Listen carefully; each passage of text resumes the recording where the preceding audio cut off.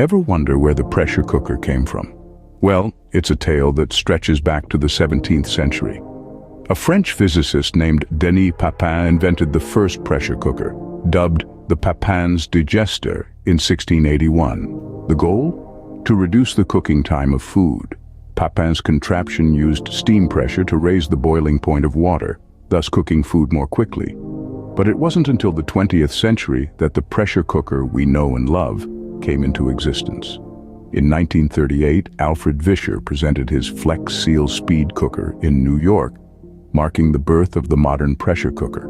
Now we have pressure cookers of all sizes and forms, from stovetop models to electric ones.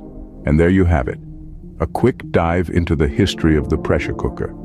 From Papin's digester to the Flex Seal Speed Cooker, we've come a long way, haven't we?